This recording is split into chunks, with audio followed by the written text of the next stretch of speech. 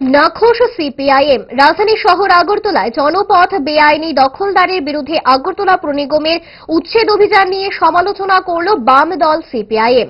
সংবাদ মাধ্যমে এই অভিযান নিয়ে নিজেদের অসন্তুষ্টির কথা জানিয়েছেন দলের রাজ্য সম্পাদক মণ্ডলীর সদস্য বাম শ্রমিক নেতৃত্ব মানিক দে। কি ছিল মানিক দের প্রতিক্রিয়া দেখুন। এখন আবার হকার উচ্ছেদ করছেন, ঠিক আছে, ফুটপাত পরিষ্কার করতে হবে, রাস্তা পরিষ্কার রাখতে হবে, কোনো আপত্তি নেই, না করেছে কে।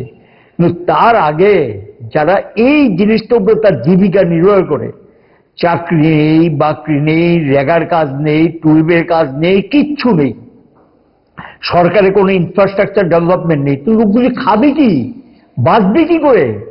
শেষ হলো গিয়ে তারা একটা ফুটপাতের দোকান দিয়ে বসছে। কি অপরাধ তাদের? সে তো কারোর মাথায় বাড়ি দিয়ে খায় না, চুরি করে খায় না, কাউকে ঠকিয়ে খায় না, বা তোলাবাজি করছেন না। যা তোলাবাজি চলছে গোটা রাজ্যে, সমগ্র তোলাবাজি চলছে, তোলাবাজিকে কেন্দ্র করে নিজেদের মধ্যে সংঘর্ষ হচ্ছে। আর এখানে গিয়ে হকারদের বিরুদ্ধে কয়েকদিন পরে পরে একটা অভিযানের নামে এগুলো করছেন। আপনি অভিযান করা আগে পুর নিগমকে আমরা অনুরোধ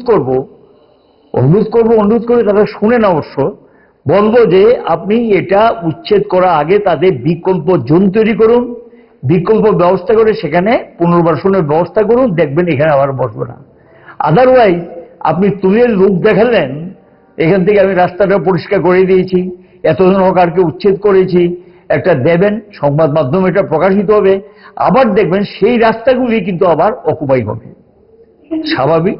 এবং এই যে বিষয়টা, এই বিষয়টা সম্পর্কে একটা পরিকল্পিত উদ্যোগ ছাড়া, একটা প্ল্যান ছাড়া হঠাৎ যা মনে আসছে তাই করছেন, এই চলছে। এটাকে অনেকটা তগলুগিপনা মতো আমি বলবো, এটা তগলুগিপনা চলছে।